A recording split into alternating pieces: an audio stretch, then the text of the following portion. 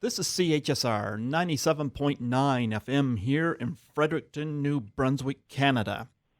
This is Python's Paradise, your film and music show, and this is your host, Greg Gilbert, aka the Python Hyena. And folks, I love having return guests, especially if they're as talented as the person I have on the phone with me today. I had her on 4 years ago to celebrate, of course, the 35th anniversary of Fame. Well, next year, Fame turns 40.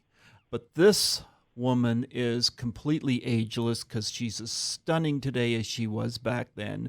And she's a fantastic dancer. Folks, I give you the absolutely beautiful and graceful Antonia Franceschi. How do you do, Antonia? I'm good. Hey, can I say one thing? Sure. It's Franceschi. Franceschi. You know Yeah. what? Sometimes I can get that mixed up, because you're the first person I've ever encountered that has that last name. Yeah, I would think so. It's not a normal last name, and it's hard to pronounce because in Italian, the CES and the CHI, CH is a K sound, and Okay. C followed by a vowel is a ch sound. Okay, so Franceschi. There you go. There you go. I love your accent, by the way. It's stunning.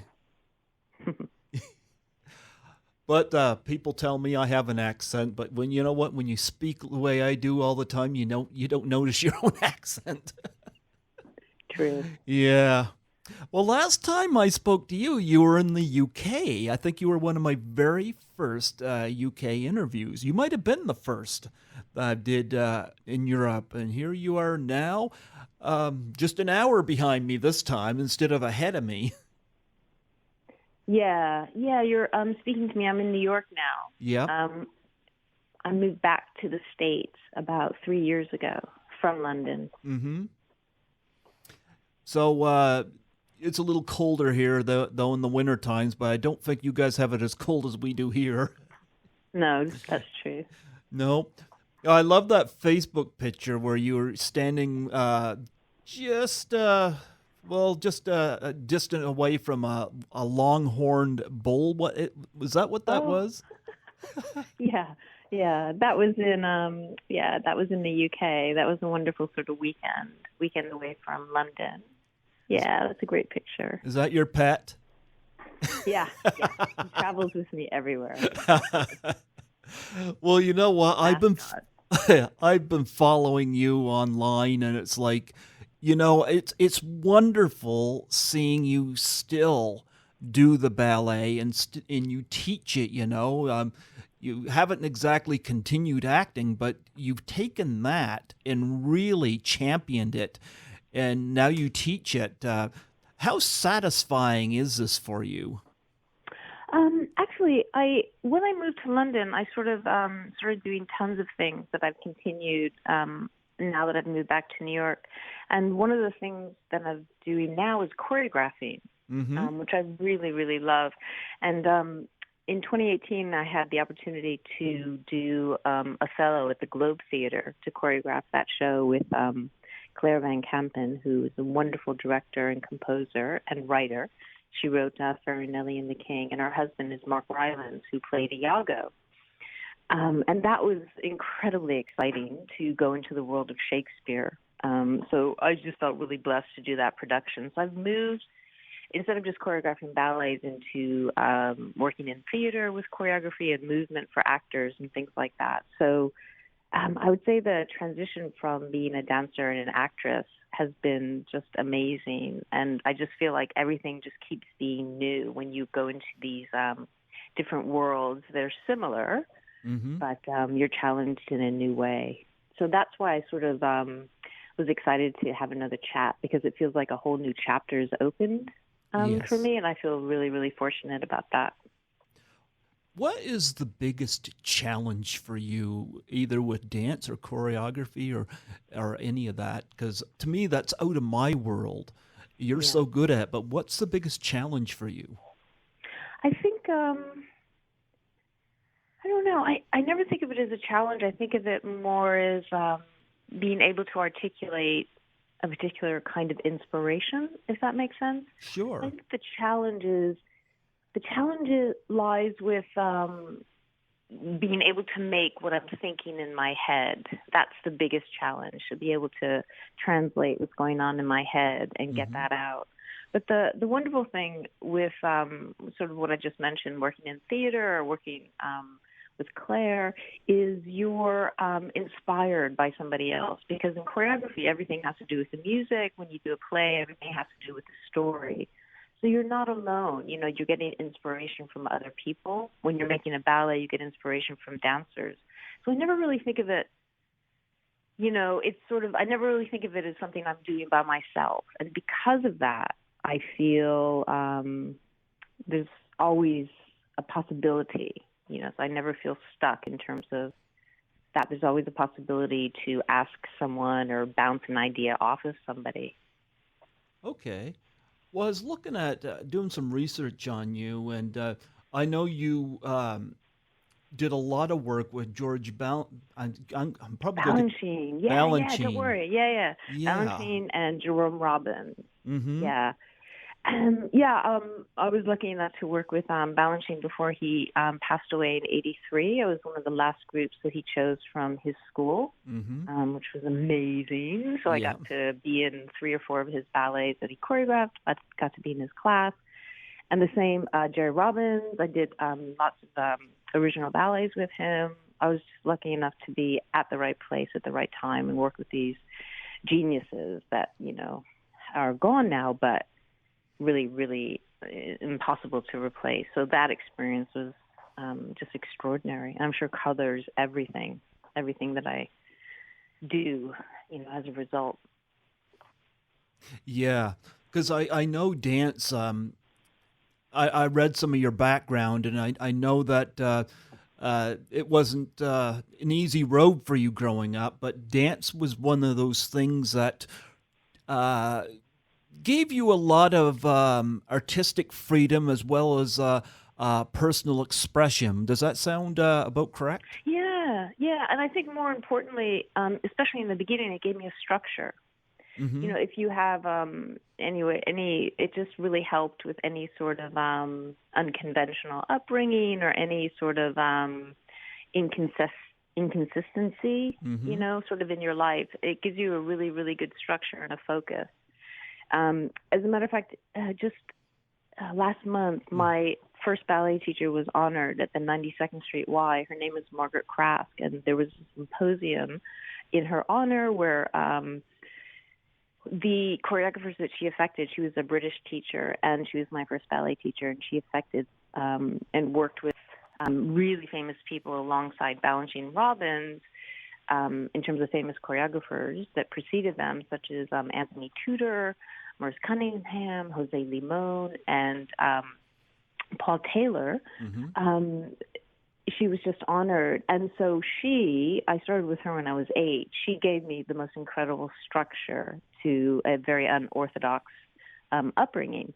And so it was just incredible that we could just honor her, last month, But as I was saying, it's like the idea, you're inspired and it's a great release for, expression, as you say, but Mm-hmm. it also gives you this wonderful family, this wonderful safe place, because of the structure in ballet. And just Margaret Kraft kept the classroom so beautiful and tasteful and safe.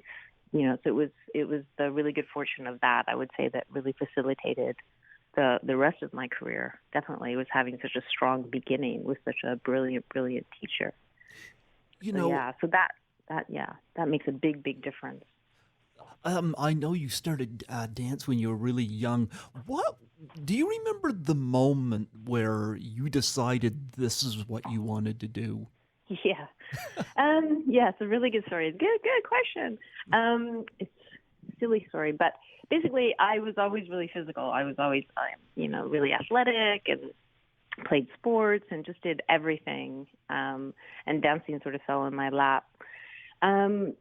So yeah, I just sort of did it, didn't think about career. And then when I think it was like 14, 15, my toe joint was sort of funny. It would get irritated. So I had to go to the doctor. My mom took me to the doctor, and the doctor said, oh, dear. He said, you've got a bone spur in your toe joint. He said, if you keep downseed, you won't be able to walk by the time you're 21, so we want to put a plastic joint in there. And I was like, what? And so just sitting, all of a sudden, like a tear ran down my face, and I was like, oh, I guess you like it. You know what I mean? It's just the idea that I wouldn't be able to do it. And then I was like, oh, I guess you like it. Okay, why don't we just really devote ourselves to this? So luckily, he turned out to be wrong, thank God. And that's how I realized that I really liked it. Wow. And you do all sorts of different types as well. Do you have a favorite? I'm really trained in classical ballet, and everything else just I sort of picked up. Like I'm not trained in anything else, so it's just sort of an ability to sort of do different styles. I think, it's just I think my favorite. I like it all. I mean, I love classical ballet because it all feels really, really great. But I think being on point is like an amazingly fantastic feeling.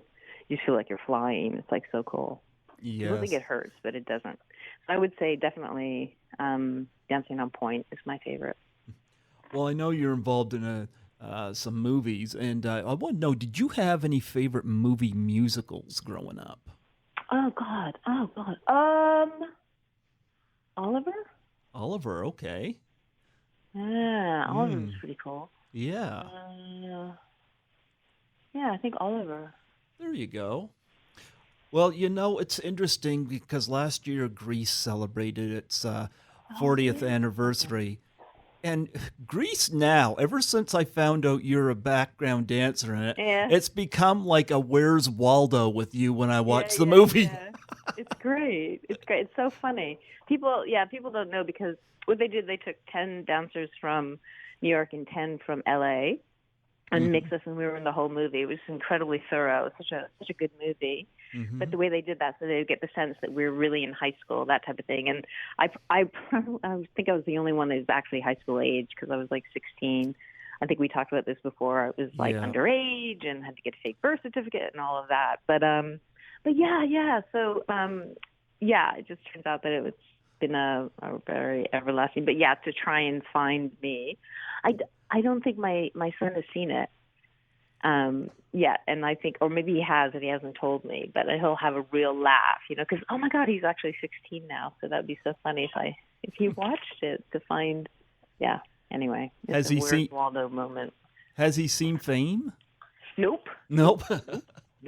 We'll talk about Fame in a minute, but I know with like Grease now, it's like I said, now it's like every dance number, despite who's on the screen, I'm always looking for you. It's like, you're just there, Yeah, and once you see me, you can't miss me because they put me in the front for everything. Yes. Yeah, absolutely. But no, like I've always pointed out scenes like you're there for, when the frog is found at a place there, and you're there at that table, and your hair is just darker than it was when you did Fame later. So yeah, I think they lightened it a bit for Fame. Yeah, and they lightened it a bit. Yeah, and sent me to a dermatologist. Well, another thing too, like during that We Go Together dance, there. Oh yeah. We can see you in the background, and then you're there to the front, and you're one of the first ones to jump over that thing. You're in the shorts. Yeah. And my partner was Daniel Levins, who was a soloist with American Ballet Theater. He was like the greatest dancer, and I was so lucky to get him as my partner. We were there together, and he sort of busts out in the end. It's really sweet. Is he the guy with the green shirt with the pointy hair? Yep. Did he pass away recently? He did. Yeah, he did. Because I was looking him up because we always laughed at him, my brothers and I, when he does that very cartoony. He does that funny walk, yeah. He does. He's doing Chaplin. Well, that makes sense. Yep. He's all through it too, but yep. And of course, I've had Barry Pearl on here, and he spoke very highly of you. Oh, that's really sweet because I didn't really have much contact with him. I mean, maybe he remembers better than I do, but I don't really remember much contact with him. He was just a really nice guy. But we were all together, as I say. So yeah, we were all together, like full day shoots, that type of thing. Everybody was together. Barry and I are still in touch. Eventually, when we can, I think he's trying to arrange to get all three T-Birds on the show here. Ah, nice. Yep. But he is great, and I've had Eddie Deason on here, and he spoke highly of you. Lovely. Yeah. Yeah. I know that you were there in the scene where he got a pie in the face. Oh yeah, definitely. Yeah, that was definitely. Yeah. Yeah, I know that there was. I've seen stills where the director also got a pie in the face. Did you get caught in that? I don't think so. No, I think I ducked. I think I ducked really well, like sort of really pulled back. Yeah. Yeah. Who was ever throwing it was really accurate. Oh yeah. Well, it would have been funny if they had extended that. We could have got to see you do that. Yeah, that would have been good. Well, it's funny because I do a charity challenge that goes around with that for suicide and depression. So, yeah. That's a good cause. Well, I do when I've had some of my guests do it. I'm trying not to get off topic here, but for suicide and depression after Robin Williams passed away, there's a challenge called the Doubtfire Face Challenge where you film yourself, you take a pie in the face, and you nominate 3 people to do the challenge as well. Oh, that's great. And one of the things I do with my guests is I will donate to the charity of their choice if they do the challenge. Right, that's great. That's really great. It's a really important issue. Somebody just did a dance piece on it, especially young men. Mm-hmm. Young men and suicide is incredibly relevant right now. And a friend of mine did a piece on it in London, a dance piece about just the epidemic of young men and just trying to get them to communicate before it gets to such a drastic point. But yeah, it's a really, really important issue. Well, I'll tell you what. If you do the challenge, I will donate to the charity of your choice in return. Yeah, we'll talk about it. I will, yeah. Yep. But do you have any charities that are close to you? Yeah, it's really interesting. I was thinking just now, and I was like, gosh, what would be my charity? And I think it would be something around mental illness, definitely. Well, that kind of drug fits. Addiction. Yeah, well, definitely. That fits right into this. Yeah. Yeah, I haven't really focused on that. Well, I'll tell you what, we'll talk about this sometime maybe on Facebook and give you the details, Cool. Yeah, sure. But going back to Grease, there was a book put out recently by Randall Kleiser. I saw it in the bookstore, and I looked all through. Guess why I looked at it? To see any cool pictures that you hadn't seen in the film? No. Is it behind-the-scenes pictures as well? Yep, but that's not why I looked at it. I was on a Where's Waldo. Oh, you were doing another Where's Waldo. There was some pictures of you in there. Oh, sweet. Somebody just posted a picture from Greece on Facebook, and I just copied it that I hadn't seen before. It's a really, really lovely picture of myself. It's really sweet.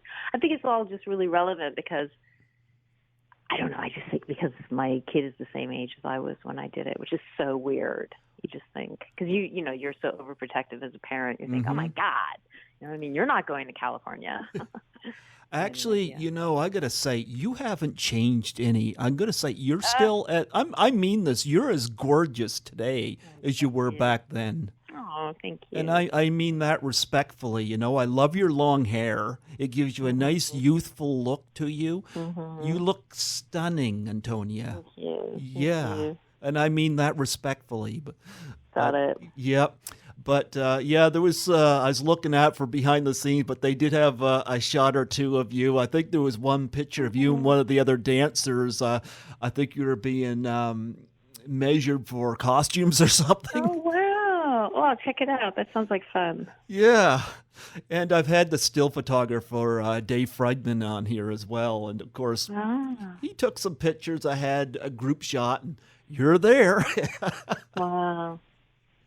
That must bring a lot of memories for you, Grease, huh? Yeah, it does. Some naughty memories and some yeah, some naughty memories. Yeah. I being raised in Manhattan, I didn't drive except for one or two times, I guess, because there's no reason to. And my mom didn't have a car. But when we were coming back from set from Hollywood and then driving back to our apartments, Mm-hmm. which were opposite the studios, I said to I think it was, I can't remember their names now, but I said to two of the characters that were living in the same apartment building, I said, "Let me drive back." And she was like, "Do you know how to drive?" And I said, "Yeah, of course." You know what I mean? And so I got in the car and did, like, the 6-lane highway back, never having driven in traffic, let alone on a highway. So I got back and we got in the handed her the keys and she was like, "You did well." And I said, "I'd never driven before." And she was like, "I'm going to kill you." But yeah, I'll never forget that. That was my first, like, driving experience. I don't think Eddie Deason drives to this day. Oh, yeah, no, I think that's true. Yeah. I think that's true. Yeah. Yep. But I know you mentioned before that John Travolta was very protective of you, which I think is really cool. I heard that he is a wonderful soul. He's a sweetheart. Yeah, I mean, I don't know him, past that, but yeah, he seemed like a sweetheart. Yeah, and Olivia Newton-John, I hope she beats this cancer thing, you know? Yeah. Yeah. Yeah. Do you have any memories of John and Olivia and the Pink Ladies and T-Birds, you know? No, I really don't. I think, I mean, just the very last scene when Olivia came out dressed the way she did, everyone pretty much had the same reaction as the people who saw the film, which was just stunned at how amazing she looked. And I think that was a really, really fun day watching her in that outfit and watching John's reaction as well, which was really priceless. Yeah, that was really amazing, really amazing. So I think that's a really good memory. And of course, you don't take any hair tips from Didi Khan. Yeah, no. Yeah. Did you, I don't know if you were in that scene or not with Frankie Avalon. Yes, I was. Okay, Yeah. you are featured there. I know that there's a couple of the Pink Ladies that are hanging by those little strings there or whatever, you know. So, Stockard Channing and, was it? I'm forgetting all their names, Yeah. but you can Yeah, see yeah. them there. Yeah. Yeah. What was it like working with Frankie? I think everybody was really excited because he was such an icon, when he got to the set. And he just came in, quite honestly, we were marked out, and then he came in and did himself. And he's such a professional. I think he did it really, really quickly. Mm-hmm. And he's just a really nice guy, like a really nice guy. But he's so professional. He was just sort of in, did his takes, and then that was that. What was the hardest part of the shoot? Do you have one? The hardest part. I think the only time I was really bored was when we were doing the drive-in scene and we were all in the cars, Mm-hmm. and we know you were in shot, but you weren't really in shot. So I think that was like the longest night. That was really boring. Because if you remember the scene, the camera passes through a couple Yep. cars and people are chatting or whatever. They're So gossiping. action was just sort of like, huh? They're gossiping. Yeah, so action was sort of like, and go. But it wasn't, I think it was really a muted scene for the people, for us in the cars. It wasn't that interesting. So I think that was probably the hardest day in terms of just boredom and stimulation, I think. I suppose they didn't let you in the driver's seat in one of those cars. Boom, boom. Yeah, I enjoyed that scene. Do you have a favorite dance number? I don't know. I might have asked you that before, but it's past me. But favorite dance number in that movie? The dance-off. The Yeah, that was dance-off. amazing. Okay. Yeah, that was amazing. That was so fun. That was so full on, really, really fun. Yeah. Yeah, and my partner was incredible. So yeah, that was so cool. Because what they did was we rehearsed it all 3 weeks before we shot, and then when your time came up, when the couples would come to the center one by one, Mm-hmm. they let us choreograph it ourselves. Okay. So that was so cool. So Daniel was just like, okay, you're going to do it. Because we did this incredible lift, like where he throws me in the air. And Yeah. we do this thing. And you can barely see it, but you can see it. And that was him just like doing, do this. I was like, oh, okay. So, yeah, that was really cool. The fact that Pat Birch was so great and just like said, do your own thing there. Yeah, I know there's a moment there where I think the camera's on John and Olivia, and you two whirl around them. Yeah, Yep, yeah. yep. But then things got really serious when you did Fame. Now, Mm-hmm. Fame, I think Fame's a great movie, and it gave Yeah, you it's a a good movie. chance. Yeah. Yeah, it gave you an opportunity to use dialogue. This is a stretch from Grease in the fact that you got a dramatic vocal part where you didn't in Grease. Was that a challenge for you? Um, I think I'm not sure if we discussed the story about this, but I had let's see how I put it. I went to public school in Manhattan, so when I was in sixth grade, Mm-hmm. the very brilliant casting agent Juliet Taylor came to our school, and what she was looking for was unknowns. And my teacher at the time pointed me out, and so I went to Juliet and had an audition, and she thought I was wonderful, and that was incredible, and that was sort of the beginning of any iota that I might act. So I didn't wind up doing the film that I was up for, even though it was between myself and another girl, and I think I told you it was The Exorcist. No, So I never heard that. Yeah, I was the runner-up for The Exorcist, and I remember auditioning for that and thinking to myself, I'm not really sure I even want to do this because it was really dark. It was and William Friedkin. It was myself and Linda Blair, the last two. And my interview with him, I found he just said, "Do you believe in God?" And I was like, ah. But I didn't get the part. Thank God. So there was a seed in my head that perhaps I could act a little bit. Mm-hmm. That was put there by Juliet and by the success of the audition process. So when I was going to high school performing arts, I went for drama, not for dance, because I wanted to be a well-rounded artist. I had a really good ballet teacher, as I mentioned earlier, Margaret Krask, and I didn't want to take ballet at high school performing arts, so I took drama. So it wasn't completely out of nowhere, you know. So it was when I was at high school performing arts studying drama in my second year that I auditioned for the film Grease. Mm-hmm. But as I said before, I didn't even know what Grease was. I just went to audition for experience and wound up getting the job, and then doing the job. So I had I was just wanted to be a ballerina. That's all I wanted to do. So basically, after I did Grease, I was in the School of American Ballet, hoping to get into New York City Ballet, and they were looking for a person for Fame, and they couldn't find anyone. They couldn't find a dancer to do the acting part, and I didn't want to do it. I just wanted to stay with my studies and get, I felt I lost ground when I did Grease, technically, because I was filming, so I felt a bit behind the other girls, and I was like, I need to catch up.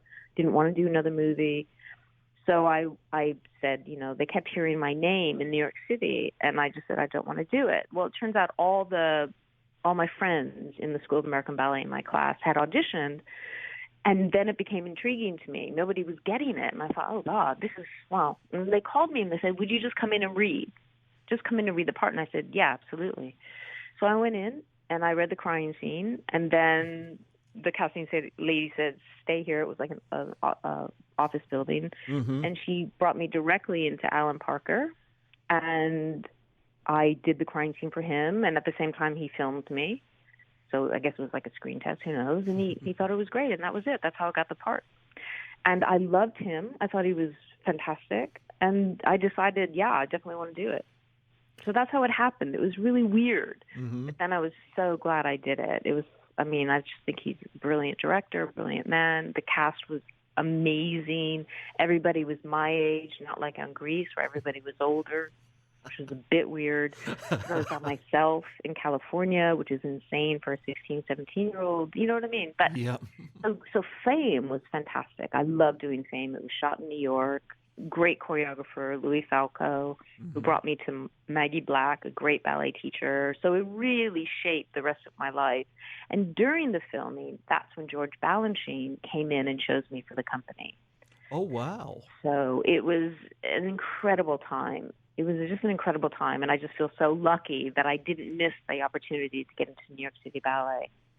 So while I was filming, I became an apprentice. Mr. Balanchine chose me. Mm-hmm. Then when I finished filming, I worked for another McCarvin company, a really famous woman.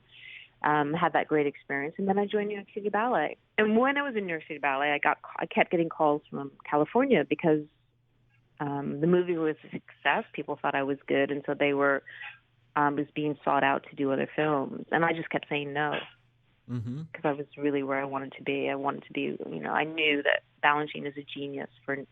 That's not going to last forever, And quite honestly, I didn't think I was good enough to do acting full time. So I was very happy where I was, and I turned down tons of films and auditions and things like that. Well, you know what? If you're happy with where you are, and I think you are, then you made the right choice. I did. And then later I did, I wrote a play that was on the West End, Mm-hmm. and starred in it, wrote and starred a play. So I, did a lot of other things involving theater that wasn't just films. So yeah, feel good about it. Yeah, and also it was a really different time. At that time, you couldn't do both. Okay. If you did, Hollywood meant that you weren't serious as a ballet dancer. Now the whole world has changed. Like you can do whatever you want. You can move seamlessly in Mm-hmm. between the mediums. So back then it wasn't thought upon as that. You either did, you were considered not as serious if you were doing a Hollywood film. So I felt I had to really prove my devotion to ballet I by love. not doing films. And plus you do lose grounding because it is so competitive in Mm-hmm. ballet. Well, I love that school, and I love the fact they do it in 4 years for Yeah. the storyline, and these interesting characters come through. Of course, you worked a lot with no, Gene Anthony Ray, who played Leroy. Yeah. He's Yeah. unfortunately gone, and Yeah. yeah, yep. And you worked with him, and of course, got in a little feud on screen feud with Irene Cara, who sang that Yeah. title song, "Fame." Yeah. Yeah. What were your memories? Any memories of working with this cast? Um, Barry was lovely. Barry and I became friends sort of Mm-hmm. around the time of the filming. He was a really nice guy. Paul McCrane was just wonderful. I had such respect for him. And Gene, or Anthony, he was just a great guy. I think we were just really close on the set because we both were sort of from Manhattan. You know what I Mm-hmm. mean? Mm-hmm. I think we were more, in the public school system and stuff like that. So we got each other, and he was like really cool. He confided in me about certain things and stuff. Mm-hmm. Yeah, I mean, it was a really, really good experience. It was really exciting. It was really immediate. Like nothing was over rehearsed. The dance scene that I did was meant to be a duet, and then we showed it to Alan Parker in the morning. He didn't like it, so he said, "Give Antonia a solo, and we'll shoot in an hour." So it was all incredibly spontaneous. Everything was, and it was just really urgent. Yeah, it was great. I think it was a great set. I think everything was contained really well, Mm-hmm. focused really well. Mm-hmm. Nobody was an asshole. There were a couple things, but nothing major. It just all went really, really smoothly. And the amount of energy, because everybody was so young and doing what he did was, Alan Parker, is he cast people that really did what they did. Mm-hmm. Do you know what I mean? Like you Yep. had musicians, you had dancers, you had singers, you had actors. Everybody did what they did. So that was such a great vibe for the whole filming. I love that scene where you bring Leroy home, and Oh yeah, your yeah, yeah. your rich parents are sitting there in the chair, and you just kind of bring him in there, and it's just this weird, Yeah. awkward silence. Yeah. Yeah, that was the complete opposite of my life. I mean, only in the sense that I was not the rich person on Park Avenue. I was the normal kid on York Avenue in 77th and had a black boyfriend when I was 11. And my mom loved that. Mm-hmm. You know what I mean? It was Yeah. complete opposite. And of course, Maureen Teefy and her singing at the birthday party scene. Sweet. They should have put that in the soundtrack. But yeah, I love this film, and of course, Irene Cara was wonderful working opposite you as well. So Yeah, she was great. yeah. So Yeah, no, they're all really nice people. oh yeah, I love the film. Did you see the remake of it? And if you have, what did you think? Oh, did I? I think I did. I mean, I went to the opening of it. They flew us out to LA for the opening of it. Mm-hmm. Did I see it? I don't remember it that well, and I don't mean that in a bad way. Do you know what I mean? Mm-hmm. I'm glad they did it and everything. So it's just a great, there's always going to be talented kids. There's no reason to just do it once. But Mm-hmm. I don't remember it that well. I would have been 8 years old when Fame came out, and it's nice to. This is one of the great things about movies, and seeing stuff on video. You can look at something from back then. Like, I don't know what that school looks like now. Like, do you know how much it's changed since then? They moved it. They merged. There were two schools: High School Performing Arts and then High School of Music and Art, and they made it into one school. And it's called LaGuardia School of the Arts, and it's like in Lincoln Center. So it's not there anymore, like those two buildings. I mean, I think the buildings are still there, but the schools aren't. They merged them. Okay. And now it's a huge, huge new building down around, it's near the Martin Luther King school. Okay. Yeah. Well, I love the fact, too, that the teachers in the film were actual teachers. Oh, yeah. That was brilliant. So cool. Yeah, so cool. Yeah, I thought that was... Yeah, they were great. I mean, what a great thing to do, you know what I mean? To give them jobs like that. What a great thing to do. Yeah. So the attention to detail was just fantastic. I mean, Alan Parker is like such a good filmmaker. Yeah, he did. He did Midnight Express, Angel Heart. Pink Floyd The Wall. Yeah, Pink Floyd The Wall, yeah. Yep. I've had Jenny Wright on from Pink Floyd The Wall. I mean, he was really good at doing musicals, Yeah, which I don't think he loves about himself, but he was good at it because he did drama really well. So he was just really good at what he did, and just because it was a musical, it's still telling a story. Mm-hmm. So I think that's why his musicals are really good. It's not because, he does musicals well, it's because he tells a story well, Was it difficult for you to do the crying scene? Yeah, it was really hard.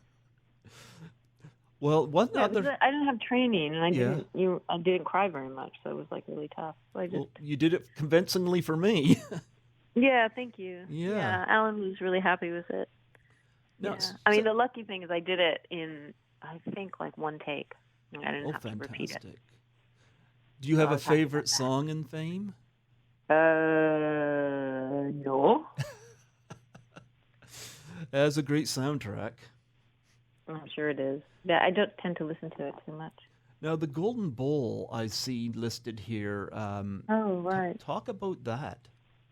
Oh, that was like a one-day shoot, I think. With I was living in London and Carol Armitage. Mm-hmm. I think when I was producing in London, I produced a series for 4 years, something called the New York Ballet Stars. And when I lived in London, I wanted to bring what I thought was great work over to the British dance audience. And so I put together a group of New York City ballet dancers, American Ballet Theater dancers, and then we sold out the Royal Albert Hall, which is like over 2,000 seater, and I commissioned work for it. And one of the people I commissioned to make a new piece for the program, so I showed Balanchine, I showed Lubavitch, and then I would commission someone to make a new piece. So each program had a theme.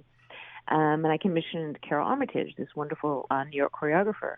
Mm-hmm. She is the choreographer in the Golden Bowl. So when the film came up, she just came to me and just sort of said, "Do you want to be in it?" And I was like, "Absolutely." So that's how that happened. Okay. Yeah. Wow. So it was a one-day shoot. It was just the dance sequence of a one-day shoot, and they gave me a dark wig, and it was exotic. But yeah, it was just really enjoyable. I read something that was on Wikipedia, I think it was. After you did Grease, you got expelled. I did. Yeah, I was in performing arts, and the thing about it, I did 2 years. Mm-hmm. So I was about to go back to my senior year after filming Grease in the Mm-hmm. summer, and they had a policy that you couldn't work, you couldn't be professional, you weren't allowed to take a job, and if you took a job, you got kicked out. So it didn't even matter that it didn't interfere with my school year. It just mattered that I became professional, and so they kicked me out. Yeah, I couldn't go back. Well, I hope they regret that. I think I am an alumni. I think they've accepted me as alumni. Yeah. I don't think they mind now. I don't think they mind now at all. But they probably had good reason to do it. And I think this will show you how much the times have changed. Yeah. Back then, they felt that it would mess up your training. So they wanted to decide when you were ready to be performing. And they didn't want it to interfere with your training, is why I think they did that. I think. Well, Yeah. you went on to be very, very successful at it. Like I see it. I see your updates all the time, and I'd say that you've really progressed well. I think you were an A+ achievement. Thank you very much. Thank you very much. So what's up now in the future? Because I know you got a ton of stuff. I'm doing a new ballet with Claire Van Kampen based on Lee Krasner's paintings, The Night Journeys, for February 20th, for the 40th anniversary of the New York Theater Ballet. Mm-hmm. That's what I started rehearsing last week.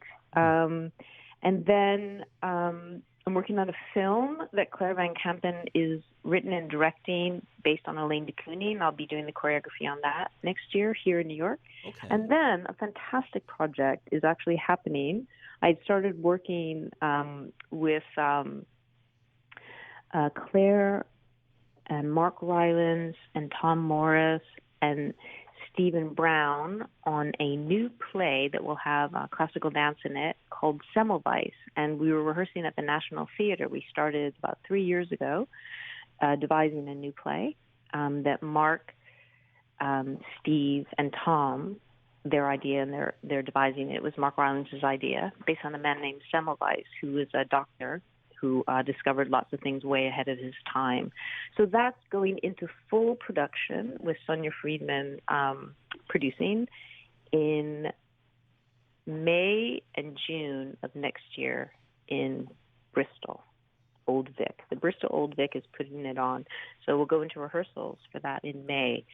So I'm incredibly excited about that. I'm excited about the new ballet. I'm excited about the film, and I'm excited about Semmelweis choreographing that. I'm working with the extraordinary team. So yeah, that's me. That's me. You are Next constantly busy. Are busy. Yeah. You know what? Yeah. What was you gonna say? Oh, I was gonna say, and overseeing a teenager in New York City, which cannot be underestimated. Well, I was gonna say, with Grease turning 40 last year and Fame turning 40 next year, do you ever get approached to do the conventions, you know?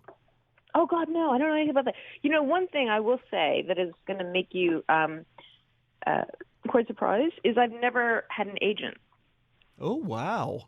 I've never had an agent or a manager. So all of this stuff is just either word of mouth or I stumble on, which is wonderful. But yeah, I've never had an agent or a manager, so I wouldn't even. I just haven't taken the normal route in anything. Yeah, because I just got asked to do conventions, you know, like I do this as a volunteer, but I had an actress I had interviewed twice invite me to assist her at one of the conventions in Toronto, and it was like just amazing and experience. And I know Grease had Barry Pearl and Eddie Deason and the bunch showing up and doing these signings and whatnot, and I was like, wow, it'd be great if you was at one of these, especially for Fame. Yeah. Yeah. I don't think they do them, though. I don't think Fame has any of those. I don't think that. Maybe the TV show. I think the movie should. I think. If I'm really honest, I tend not to look back. I tend to look forward. Yeah? Yeah, I think that has a lot to do with it. Do you get recognized a lot from these movies? I do. Much more so 20 years ago than now, but yeah, it still happens. I do get a lot of, you look really familiar. It's like, yeah, cool. Okay. What's Yeah. the most interesting thing you've ever been asked to sign? I usually ask this as a convention thing, but since you haven't done the conventions. Somebody's body. Yeah. You know what I hear a lot of? People sign a person's body, and then the person goes and gets the thing tattooed on them. Yeah. I think it was Caroline Monroe, I think, was the first one that told me that. Now I hear it a lot. Interesting. Yep, it happens a lot. Well, you know what? I've had such a blast having you come on here today. I know that you've got a lot of things to promote before you go. I don't know whether you have a web page? Oh, I'm working on it. Oh my God, I'm the laziest person in the world. Yeah, it's really good, and I'm working on it, and I haven't put it up yet, but I will. I promise I will. Well, I know. I will. I just want to let you know. Well, I know 4 years ago when I was talking to you, we were supposed to converse about an autograph picture. Oh yeah, do you remember? And I was like, yeah, I'll send it. You know what? Never happened. Since you're in New York, we could probably do this through private messaging. I could probably send you an envelope, and you can just mail it to me, and we could do that through private messaging, and it'd make it easier for you. Yeah, thanks for reminding me. Yeah, well, I haven't forgotten. Of course not. No, I followed what you're doing, and I gotta say, anytime you post something, it's breathtaking to see that not only what you're doing, but I love the fact that you're still doing this and you're still enjoying it. It's a passion. Yeah, it's a passion. And luckily it still feels really good. Like my body's great, and lots of my friends have had like hip surgery and stuff, and I just feel I'm really grateful that I still feel really good, and it all works. It all works. Actually, I should ask you this. What do you do to stay in shape? And obviously, I've mentioned you're very beautiful. What do you do to keep yourself? Because you've aged well. Oh, thank you. I really appreciate that. I think probably I thank my family, the genes and stuff. But I like still take class. I work. I still do ballet. I still keep myself together because I teach, and I love teaching. In order to teach, you have to keep your body together if you demonstrate. And I would say the biggest thing is I don't abuse anything. Like I've never, become an alcoholic, and there's no substance that, because that can really mess with you a little bit. Yeah. So I think, and also having a kid so late. Okay. Having a kid so late, you first of all, you can't. If you want to be a proper mom, you can't really sort of, stay up late and drink a lot and and stuff like that. So I think that changed as well. Just having to, I don't know, the energy's there, so it all seems to be going well. But I think definitely having a kid late, and carrying the kid, and doing all of the things that younger mothers do, and being able to, it's like amazing. So yeah, I think it's genes. And not being a dumb butthead. What about what do you eat? Like, what do you watch that? I eat really healthy, I think. I eat everything, like sugar and stuff. After having my child, I could pretty much eat anything, which is sort of really weird. So, but yeah, I think just being so active, I do everything.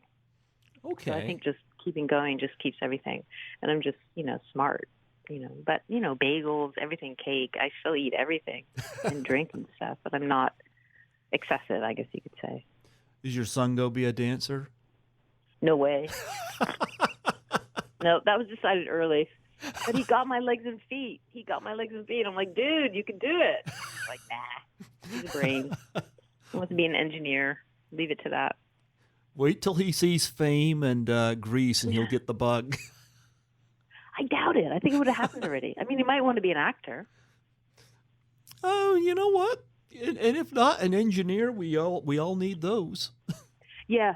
I think he just likes to know how things work. I think he's got a really inquisitive, really good mind, good at math, good at physics. So time will tell. It's early days for him. He's as good at all the stuff I'm not good at. Yeah, exactly. I feel the same way. Well, you know what, Antonia, I won't keep you too much longer here. It's been such a delight having you come back on. I thank you for coming back on here and staying in touch with me. And like I said, I love seeing your posts and I love seeing what you're up to. And like I said, when Oh, I I'm doing a film. The next thing's coming out. Yeah. I completely forgot about this. I always do. It's a go film for it. called Yeah. My Dinner with Taglioni, and that's coming out with Jessen Morgan's Films, and I did that in the summer for one day. They just sent me a Facebook message saying, "Are you in London? Will you be in our film?" And I was like, "Yeah, okay." Is So, that yeah. there's a picture of you I saw on Facebook of you at a restaurant or something where just a picture of you and you're sitting at a like a restaurant table. Was that from the film or was that just something personal? I think it's something personal. The Oh, film, I okay. play Marie Taglioni, so I'm in full Lasso Feed costume, Oh, full okay. period costume. Yeah, so that's something else. I'll let you know when that comes out. Oh yeah, I'd be interested in that for sure. Do you dance in it? Yeah, Oh, yeah, well, that's great. That is yeah. I awesome. play her. Yeah. Oh, there you go. There you go. Well, that is great. That's wonderful. Does it you like going from screen to dancing, or does it not make any difference to you? I love it. I love screen. I Hmm. love yeah, I love screen. I love performing live. Yeah. Yeah, I love them both. You know what? I couldn't do it in front of an audience, but you've got what it takes. I like it. I like Oh, it. oh wow. Well, you know what? You keep me informed about that, and we'll promote it on here whenever it happens. And maybe when it's released, I'd be happy to have you back on here again. Have you on for a third round? Oh, great. Thanks so much. I Oh, love I'm always talking with open. you. It's been I really well, fun. I love talking with you too. You know, you're a delight. Um, do you have anything else you want to plug before we close off? Um, come see New York Theater Ballet at St. Mark's Church in February. Boom, there, done. There you go. There you There you go. go. That'll be great. Well, I'll get this to you when it's done. And I was going to say before you close off, or before I close off, would you mind doing a plug for my show? Okay, ready? Go for it. Hi, my name is Antonia Franceschi, and please listen to my interview with Greg Gilbert from Python's channel in Canada. I just dawned on me last time we talked. You had not been to Canada. Was that you that said that? Yep, Have you still not been to Canada? yep. Antonia. Antonia, I'm throwing that fishing hook out. You got to take the bait. We'll see, we'll see. Oh, we'd love to have you here. Thank you so much for blessing me with your presence today and allowing me the honor to chat with you again. My pleasure, Greg. You have yourself a wonderful night and keep doing what you're doing because we all are benefited from it. Thank you so much. Okay. Take care. Okay, night. Yep. Bye bye.